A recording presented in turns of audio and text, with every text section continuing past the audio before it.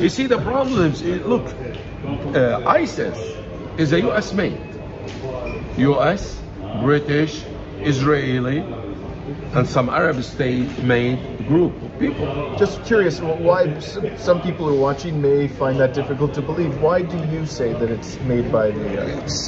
Hillary Clinton said we made ISIS. Hillary Clinton said we made ISIS. Actually, during the Obama time, Hillary Clinton was asked during an interview in the US Congress. They asked her, why did we leave Iraq? They were not happy leaving Iraq. We could not work a deal to stay there. And she said, we did not go to Iraq to get out of Iraq. See? Yeah. Yeah. I just want to say one thing about ISIS before you continue. Because this is something that it irks me about this whole ISIS story. And I don't purport to know who created ISIS. I completely believe what you're saying is true. But I don't know enough about the organization to express an opinion with confidence. What I can say is this. Since the genocide started in Palestine, it's been going on now for 6 months. And of course, ISIS is supposed to be an organization of Muslim extremists. Exactly. Violent Muslim extremists. Also, I believe it's supposed to be an organization that's made up of people of Arabic origin as well. Exactly. So you have a genocide happening in occupied Palestine against people who are predominantly Muslim and who are Sunnis Muslim. Let's put it this way. yes, Sunni Muslim. And Correct. ISIS is supposed to be a Sunni Muslim. Yes, correct. And in that time, we are told that ISIS has launched 2 major terrorist attacks. One was in Iran, which opposes the genocide. Whatever you may think of the Iranian government, it opposes the genocide. Exactly. And the other was in Russia, which also Opposes opposed the genocide. Exactly. There's been no, as far as not even a claim Exactly. that they've launched a terrorist attack against the Americans who are supplying the weapons or the Israelis who are bombing with American weapons. That doesn't seem to make a lot of sense to me. I just have to get that off my chest. That seems quite odd. Let me go further than that, actually. Everybody can read Mr. Humber. Diary of Mr. Humber. Mr. Humber? Mr. Humber.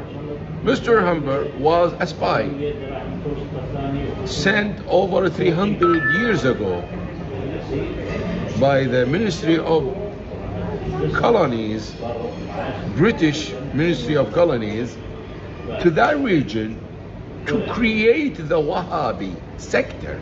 And he created the Wahhabi sector. And if people would read the diary and what he wrote, Mr. Humber, 300 years ago, they'll find my word correct 100%. They were the Wahhabis, the system of Saudi Arabia, and the Wahhabis that created ISIS. And the main source of ISIS was created the British 300 years ago. Muhammad Abdul Wahab, Mr. Humber made him up. Okay, so to return, thank you for allowing me to get that off my chest. So to return to the question of, now I've lost my, where were we on this subject? What caused us to start talking about ISIS? ISIS, we call it's a United States, whether they made ISIS, how yes. The question is, it's like everybody knows, how much it takes to gather people from all over the world on an idea, okay, and bring them to a country, support them with money, food, everything, and have them fight for years with the most, and they were armed with the best weapons. Actually, ISIS weapons, they were much better than the Iraqi.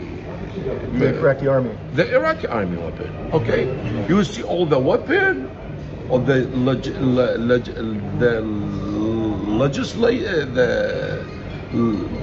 logistic support, all the money. I mean, they had camps. They were trained in Turkey. It's like there's what I'm trying to say is this did not come from nothing. This came from like deep planning on a lot of spending, on a lot of abilities, because who told Turkey to open camps to train ISIS and to gather them, and then end up going to Syria and from Syria to Iraq? How did the Saudis? I mean, United States after 2001 they were fighting terrorism, right? So how could United Saudis and the rest of the Gulf areas and other countries, they were like giving money as charity, as contributions to support ISIS? Yes, and one thing I want to say about this ISIS organization is that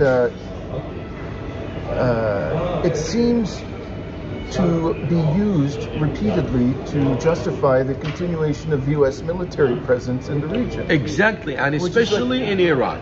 So it's another way, it's a very convenient, its existence, whoever may have created it.